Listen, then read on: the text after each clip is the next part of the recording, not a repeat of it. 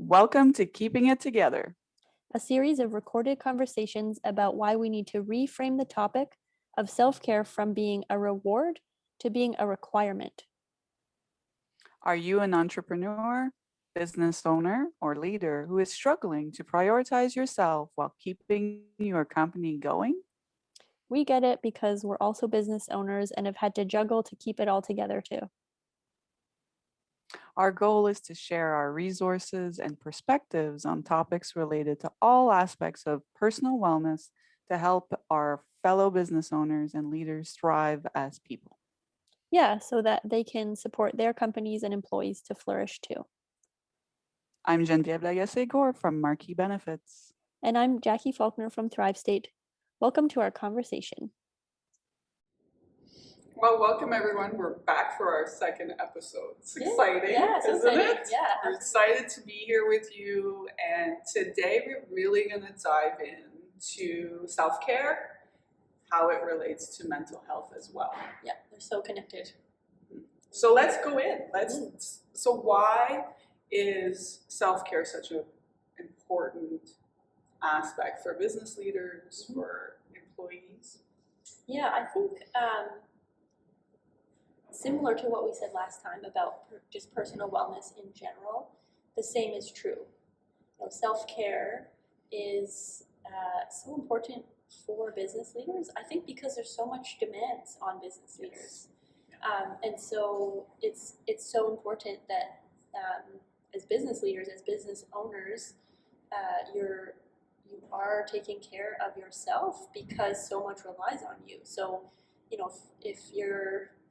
if you don't, and you probably have the data about all the statistics about what happens when you don't. And the thing is, we also know that there is a strong correlation between self-care and mental health, and especially during the pandemic, things like depression, anxiety, which pre-pandemic was about 1 in 5, now it's up to like 1 in 3 people. So it is everywhere. Yeah. And I think for some of us who, and that could be anyone, we might have not had mental health struggles that were apparent or even a case for concern. Right.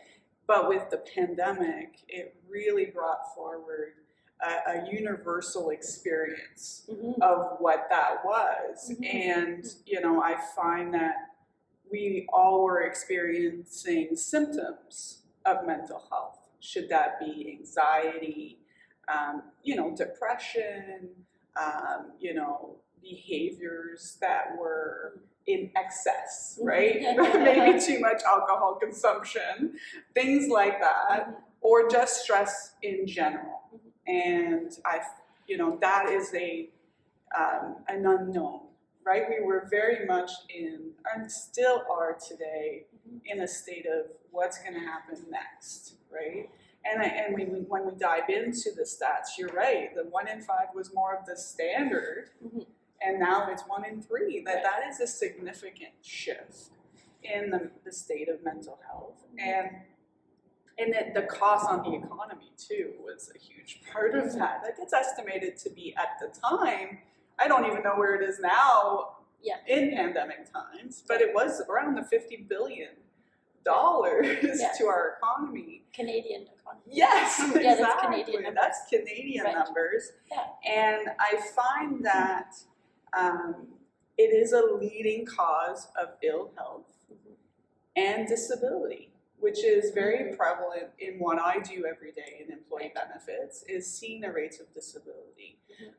And what I mean by disability, I mean long-term disability, where those are on the rise, and how mental health is the number one condition of today for disability claims.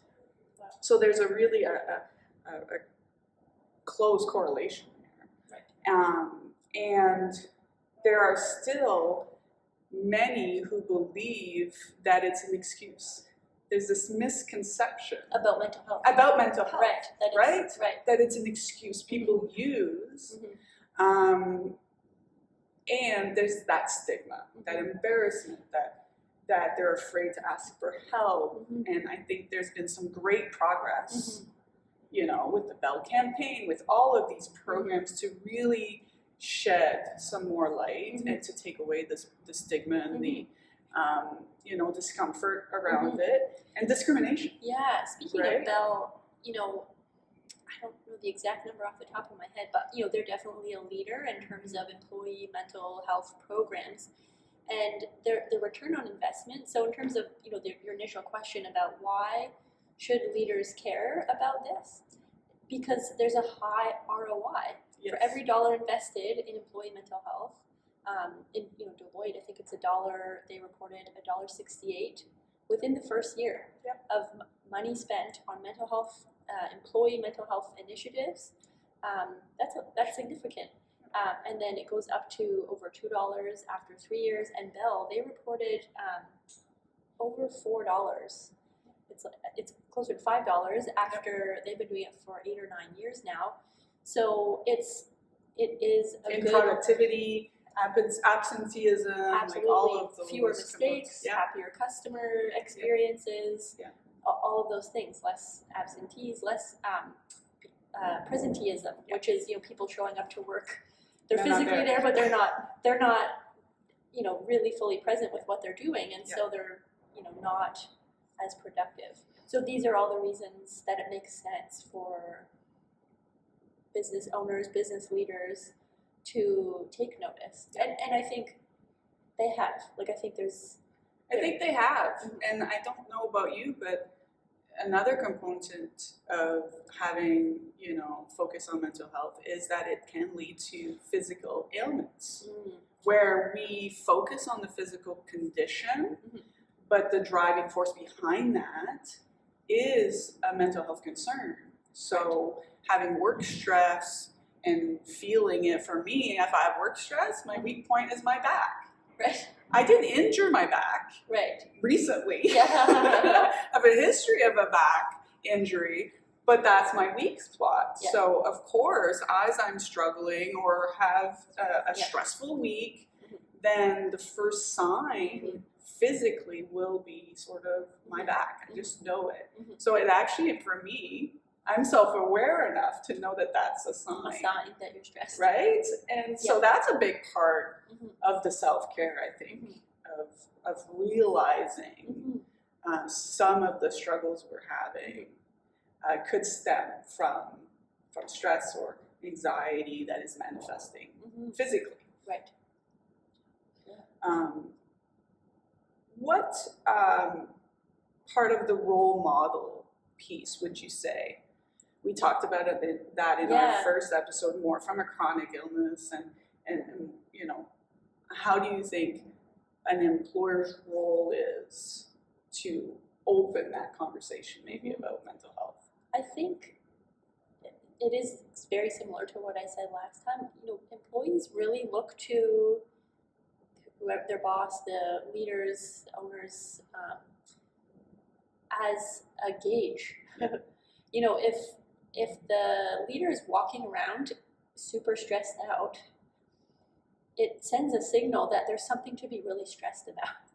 Because, you know, employees aren't privy to all the things that are going on. They just don't know, and some things they can't. They're, you know, just they shouldn't know.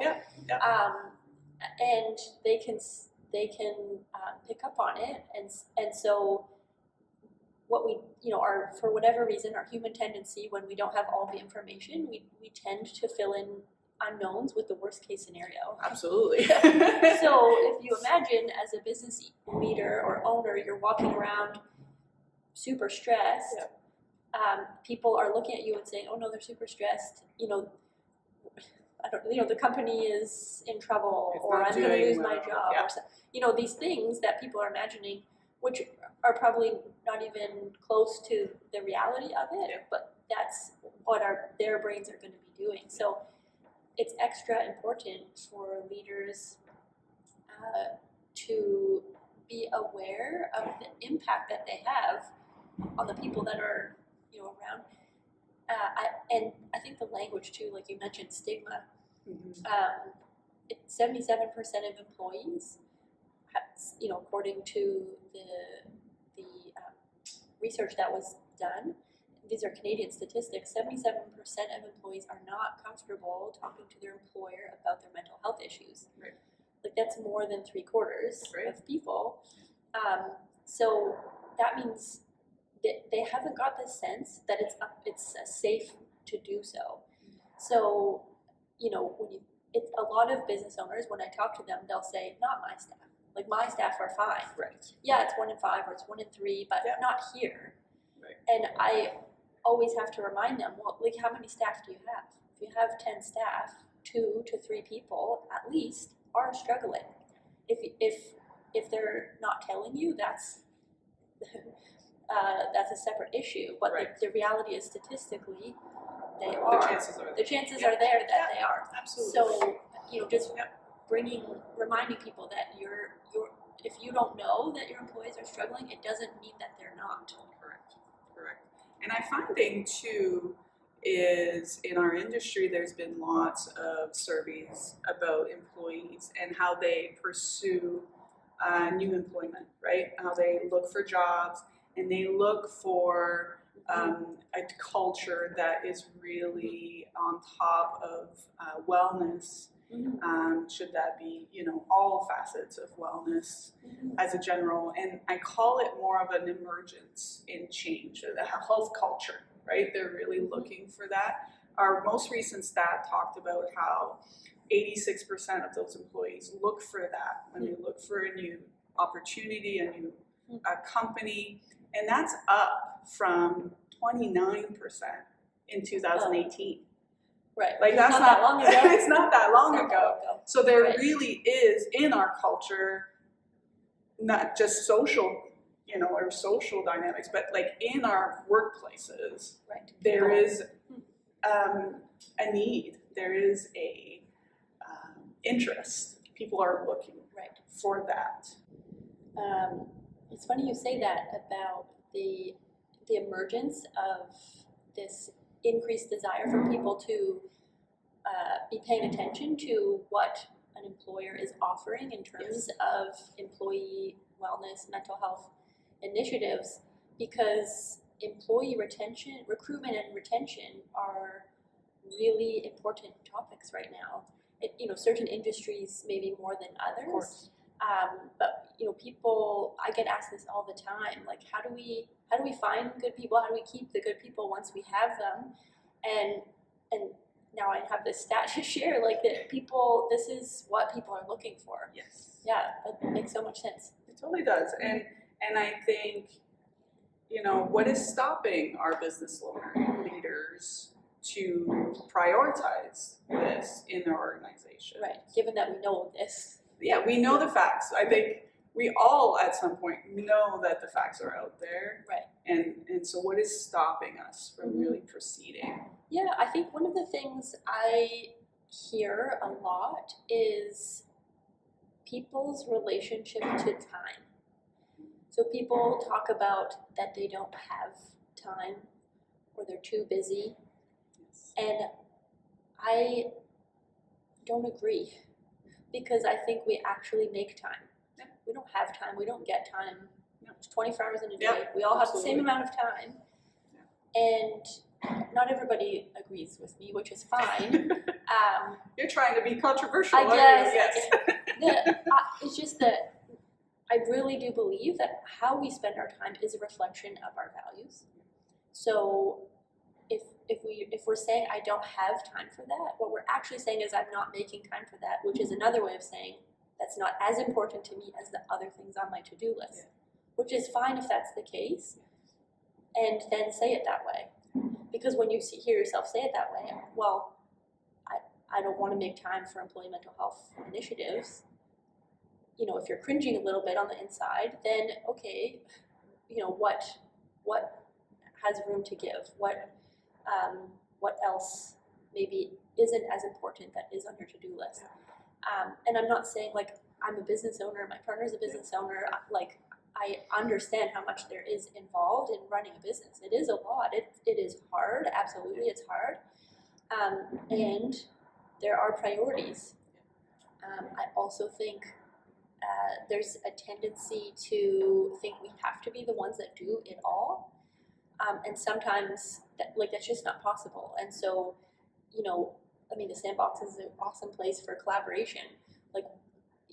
Or reaching out, finding the resources. You don't have to be the one to offer the solution. Of course not.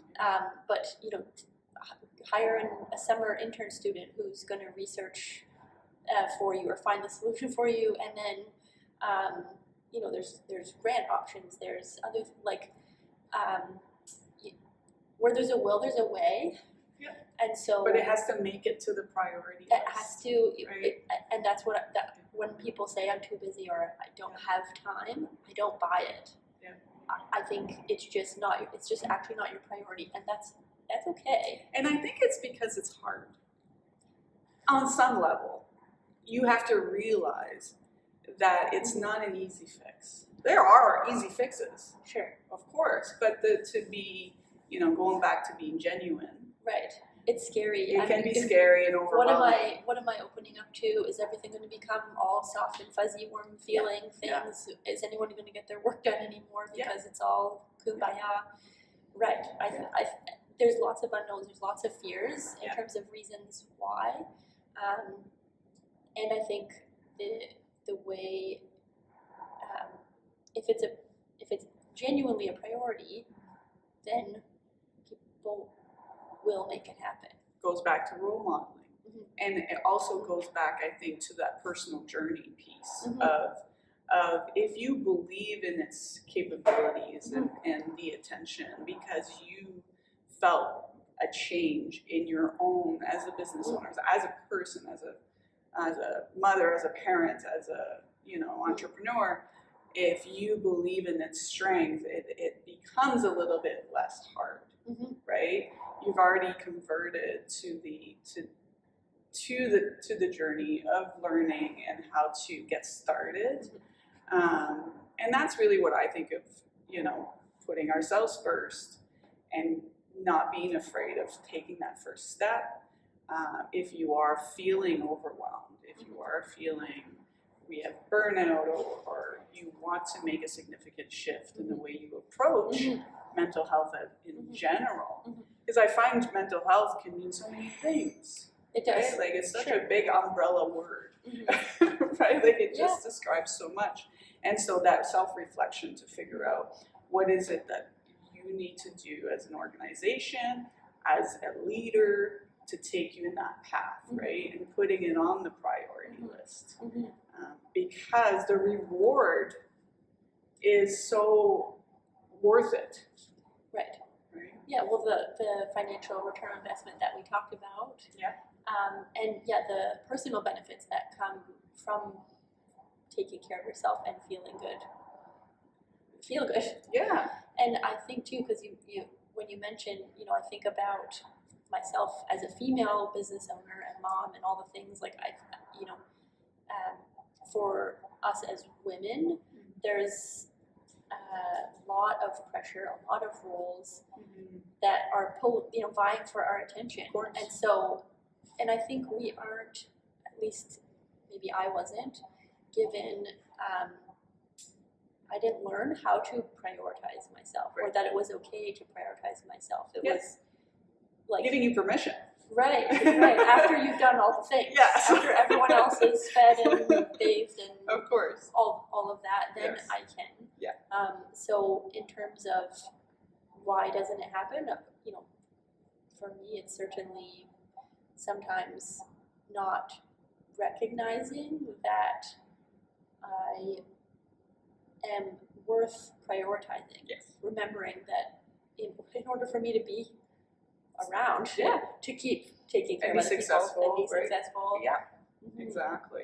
So you and I have had conversations about the 5 languages of self-care. And I would love for you to dive in for that for our viewers, because it's so interesting. Yeah. So some people might have heard of the 5 love languages. Yes. So Dr. Gary Chapman, that's I think might be from the 90s or earlier, this book, which totally revolutionized relationships with people. And this idea sort of came to me in the context of the pandemic, because I'm a facilitator for the 5 languages of appreciation in the workplace. So that is basically a translation of those 5 languages into workplace relationships. And then in the context of the pandemic, I was thinking, so many people are alone right now, like physically alone. We have to be apart. Yep. And so how do we fill up our love tanks for ourselves? Yeah. Which is really what self-care is about. So rather than relying entirely on other people to fill up our love tank, because that's the metaphor of the love languages, is that, in order for us to feel full. So to me, the idea of is translating those 5 languages also to self-care. So the 5 languages are words of affirmation, quality time, acts of service, physical touch, and gifts. And so rather than expressing them to other people, it's expressing them to yourself. Right. So something like words of affirmation, what is the voice in your head saying to you? Is it talking to you like you would talk to your best friend? Right. A lot of people would say no, because we have this inner critic kind of monologue. It's like negative talk. Talk. Yeah. And so if you can, be intentional about, okay, I'm going to say 3 nice things to myself today. Yeah. That I would say to my best friend or to someone at work or, someone I like. And I'm going to say those things to myself. So giving yourself words of affirmation. Quality time. Spending quality time with myself. It's one thing, it looks different for everybody. I like to take a bath and light the candles and just have some quiet time. Someone else might like to, some people like to putter. Yeah. They just like to do the things in the kitchen or in the garage. Yeah. And the point is just having quality time for yourself that's not interrupted. And for me, it's reading. Okay, yeah, right. Right, it's about finding, losing myself in a book. In a book, right. Right? Sometimes I have to be careful because it can be too much. Sure. So sometimes it's a little bit of a joke and a gauge between my husband and I to go, okay, how's that book? You've been in there a Are you while. done yet? So that's a realization, Yeah. right? But it's a reward too, right? And I appreciate Yeah. that time to disconnect Right. from Right. and making time for Yes. that. Yeah. So, quality time with ourselves. We're spending so much time alone in isolation, and it's thinking about what else can I do besides Netflix that actually would, feel good for me. Exactly. And then in terms of like acts of service. So acts of service are little actions that make, when you're doing it for someone else, it's a little thing that will make someone else's life a little bit easier. Yeah. So what little things can you do for yourself to make your life easier? And so that might be something like pre-programming the coffee machine so that you don't have to make your coffee in the morning. Yeah. Or ordering a food service box for the week to save yourself. That's me. Yeah, totally. I've done that too. I've been on that for over a year Yeah. now, and it's a life-changing. Right. So Because I don't stress about setting up Yes. my dinners. Right. So Right? it It can be those matters. kind of things that could also count as a gift. Yeah. A gift to yourself. Yes. Because and certainly an act of service. So it's what little things can you do to make your life a little bit easier? Right. Do you need to Find efficiencies. find right? efficiencies? Yeah. Do you need a laptop stand so that you're not crunched over something? To just any little thing you need little things to make your life easier for yourself. Correct. And then gifts. So food box is an idea, but it can also be treating yourself. Go through the drive-through and get your favorite coffee once a week or something, or saving up for whatever something a new sweater or something that you really want but you've been kind of putting off, but something that would be meaningful to you. It doesn't have to be big. The point is I'm worth spending a little bit of money on. It's funny you say that about not something big. There was a quote from a movie years ago, and it struck me so much that I wrote it down. Yeah.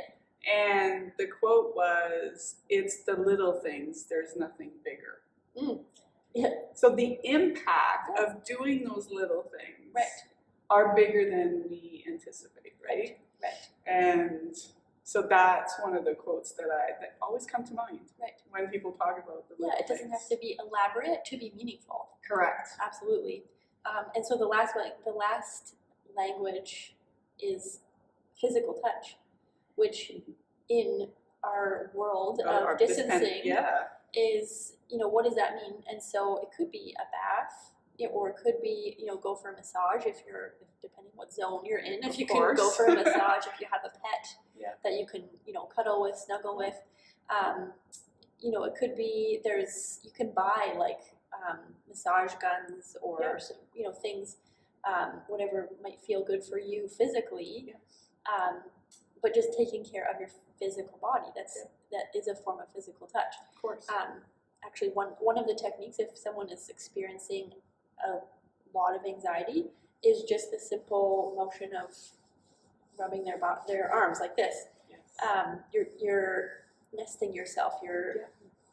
Well, it's self-awareness in our world too, Right. right? You're actually grounding yourself. Right. Yeah. So doing something like this is connecting your mind and your body, getting you out of stress mode, and just like, okay, I'm here, I'm fine, whatever. So those are the 5 languages translated into taking care of ourselves, which I think is just another way to interpret those languages in our current pandemic world. Absolutely. Because we are, even for some of us who are quarantined, or we're very much at home now, right? Restricted from outside activities. You can, of course, enjoy the outdoors, but, some of our other pleasures are sort of put on hold right now. So some of the things that work for me in self-care, we talked a bit about the nutrition piece. Like, I wanted to start doing those meal preps, and I found it very hard to do meal prep on the weekend for the whole week. It didn't work for me. For some people it's great, right? They kind of prep for the whole week and they've got their dinners, and I wasn't one of those people. I was one of those people who enjoyed making supper every night, but by Thursday I was tired. I was tired, and I was relaxing, and I wasn't eating good foods, right? Because I was overwhelmed by always trying to come up with something different for myself and my family. So that was a solution, a way to be more efficient, a way to actually build less stress, because I don't have to think about it all day. What am I going to make for dinner? Right. Do I have to stop and grab something? Right. What do I have in the fridge? Exactly. I knew that I could come upstairs and start going, and I had my roadmap from these great companies. Well, I'm not going to name drop, but everybody knows who they are, because that was a way to take that pressure off. And it's like amazing how much that relaxed some of my It's one thoughts. less thing taking up mental energy space. Exactly. That's a little piece of self-care. So you mentioned you like to read books, and you've done the food service boxes. Done that. What else do you do for self-care?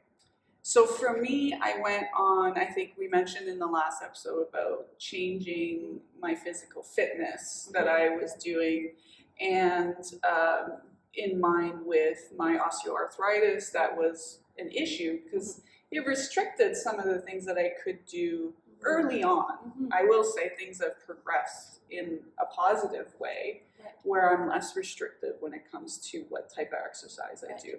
So because you've been taking care of yourself. Exactly. I actually did the hard work of and partnering with the right practitioner to help me manage that pain, so that it became manageable, and to the point now where it's almost not noticeable, which is huge accomplishment. That I think of my journey in the last 2 years, and even the way that I wanted to take time for myself every day.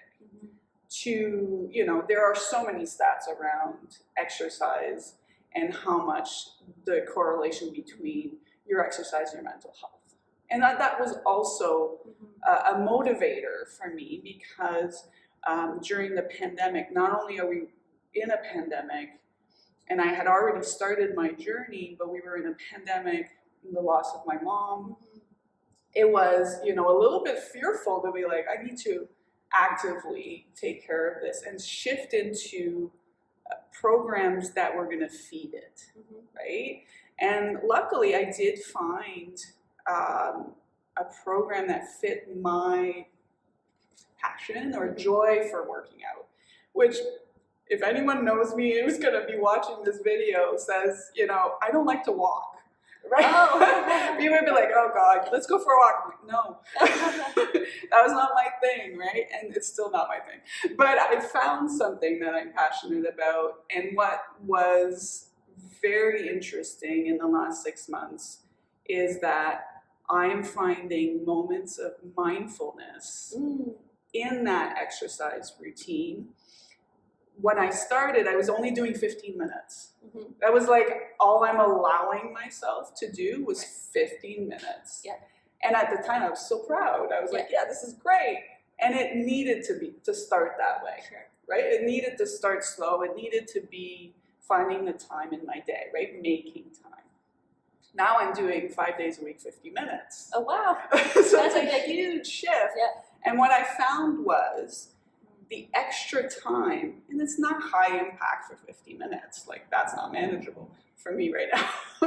But what I found is I found moments of real quiet disconnection between work and home and anything else that was buzzing, right? When you're looking for that when people talk about mindfulness programs, Right. Mindfulness is about staying in the moment. Right. And not looking too far in the future. Don't look in the past, the past. And I found a huge shift in duration, which I wouldn't have thought of 2 years ago, Right. or before. Right. I thought 50 minutes was, are you crazy? Like, that's way too long. Yeah. It's too long. But that was a aha moment for me to find a piece of mindfulness that was informal, right? Because you could go and do mindfulness programs, and we'll talk about that in our recommendations, of course. This was my way of finding a bit of disconnect and finding that peace. Yeah, in the present. While doing something that was going to benefit me after I'm done. Right. Right? It's the residual effects of working out that really brings you that reward, right? And it wasn't about prioritizing a certain way I needed to look, or you know, a number on the scale. But that's a hard shift. Yes. Right? We're programmed, especially as women, to look a certain way. Social media is telling us this is what is appropriate. And you need to like remind yourself that it's about your journey. So that's really the three, you know, the reading, the nutrition, and finding that physical activity that was going to click. Yeah. It's always a challenge. It is, yeah. How about yourself and your self-care routine? Yeah, it has morphed over the years, and probably as I grow and change. I mentioned, you know, I do like to take baths. Yeah. I think I mentioned in the last episode also, I've developed a morning routine that includes meditation, yoga, and like 25 to 30 minutes of exercise. And that's my time. It is now, even, you know, I was off on vacation last week and I still did that because it just has become a habit. Yeah. And then, you know, for me, what I've discovered is that the activities I like to do are the ones that kind of force mindfulness. So I like to crochet. Yeah. I like to go mountain biking. I like to snowboard not so much in Ontario anymore, but when I lived out west. Yeah. So these are activities that force me to pay attention only to what I'm doing. And so for me, that is a form of mindfulness. Yeah. And so that becomes self-care. It's time where I am just in the present moment. You talk about flow activities. What are flow activities? Those things. Is that what it is? Flow is when you're so much in the present moment that you lose track of time. Okay. So, you know, I don't actually tell my partner how long I'm going for a mountain bike ride for, because I could say an hour and I'll be back in 4, you know, or I could say 4 hours and I'll be back in half an hour, just because I just kind of go and then I get sucked into the moment. Yeah. And it's flow. Flow is when you have like an optimal balance of the level of challenge and your skills and abilities. Okay. So that's when you find flow. Because if something's too hard and it's not possible for you to do it, it's frustrating. And Yeah. Could be discouraging. It's discouraging. Yeah. But if something's, if you have more skill than the task requires, then it's boring. Then it's boring. So flow is that perfect middle zone where you're challenged and I can do this, and you're in that moment. I can totally relate to Mhm. that Mhm. with what I've been working on with my my routine, and that's and so if we circle back and talk about how we want our viewers, or what recommendations do we have for our viewers when it comes to self-care? Yeah. So I think one tool that comes to mind is the stress resiliency profile. So that's from Thrive State, that we would offer, which is sitting down with somebody and actually doing an assessment of how are you. It is mostly about the cognitive aspects of stress. Okay. So what are the ways that you're thinking that are contributing to your stress, and then how can we work to improve those things. Like actionable things that they could Right. put It's into actually they form in they're called questions, different questions that that you can ask yourself in stressful situations. So that's definitely one. I think the 5 languages, like I mentioned, even it could be that nothing changes necessarily about how someone's taking care of themselves. When your perspective changes, nothing changes, but everything changes. Yes. So I think when you bring the awareness of like, why am I choosing to veg out and watch Netflix right now? Some people, they might even be feeling guilty about it. Oh, I should be doing work. I should be doing the laundry, something else. Instead, if you're saying to yourself, oh, I'm actually just having some quality time. This is quality time with me, and reframing the things that you're choosing to spend time on that you enjoy, that are de-stressing, and calling them self-care. It's identifying too, things that we might already be doing. That's what I'm saying. Yeah. 100%. Yeah. So the things, because instinctively, I think we do things that make us feel, maybe you already get the coffee through the drive-through, maybe you already whatever.